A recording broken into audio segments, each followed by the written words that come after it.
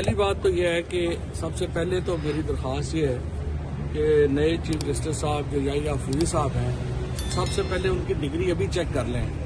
یہ نہ ہو کہ بعد میں کوئی فیصلہ پسند نہ آئے تو ڈگری جعلی ہو جائے. تو اس لیے آپ کو پتہ ہے اب تو 20-20 سال کی 25-25 سال کی ججی کے بعد ڈگریاں جعلی ہو جاتی ہیں.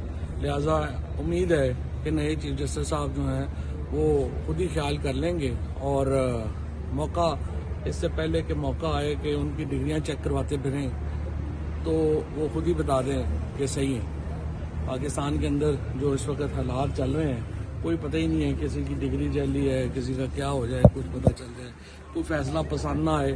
98 کے بعد 1997-98 کے بعد پہلی بار پاکستان میں سینیورٹی پرنسپل وائلیٹ کیا گیا ہے اور جو سینئر موسٹ جج ہے وہ چیف جسٹس نہیں لگا.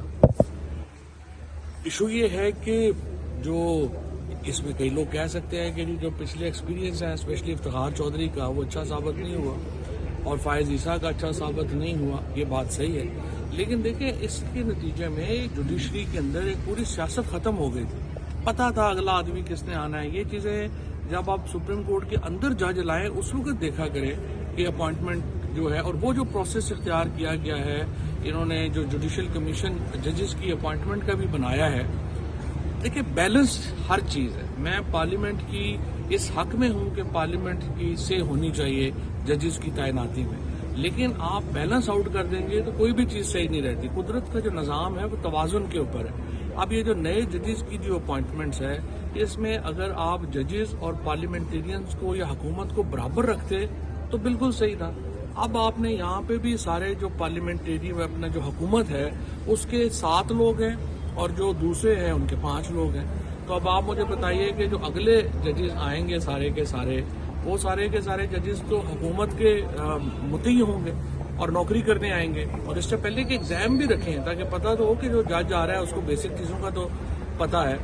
اب دیکھتے ہیں یہاں سے سچویشن جو ہے وہ آگے کیسے بڑھتی ہے. عمران خان کی پولیٹکس کو ان چیزوں سے کوئی فرق نہیں پڑتا. جہاں پہ فائز عیسیٰ کو سہار لیا ہے، جہاں پہ باقی 2 سال کے ظلم جو ہیں وہ سہار لیے ہیں، یہ بھی ہو جائے گا. کوئی ایسا ایشو نہیں ہے. مجھے پوری امید ہے کہ سپریم کورٹ کا جو نئے چیف جسٹس صاحب ہیں ہماری نیک تمنائیں ان کے ساتھ ہیں اور ان کو یہ چاہیے کہ ایک پورا پروجیکٹ لانچ کریں سپریم کورٹ کی عزت کی بحالی کی. کہ جب سے خیبر پختونخوا اور پنجاب میں 90 دنوں کے اندر الیکشنز نہیں ہوئے اور یہ پروجیکٹ فیل ہوا، اس کے بعد سے ہم دیکھ رہے ہیں کہ سپریم کورٹ مسلسل کمزور ہوئی ہے اور عدلیہ کا کمزور ہونا قطعی طور کے اوپر ریاست کے لیے اچھا نہیں ہے. اس کو جو ہے وہ تگڑا ہونا چاہیے اور مجھے امید ہے کہ نئے چیف جسٹس صاحب عدلیہ کی عزت بحال کرنے کے لیے پورا پروجیکٹ جو ہے وہ کریں گے.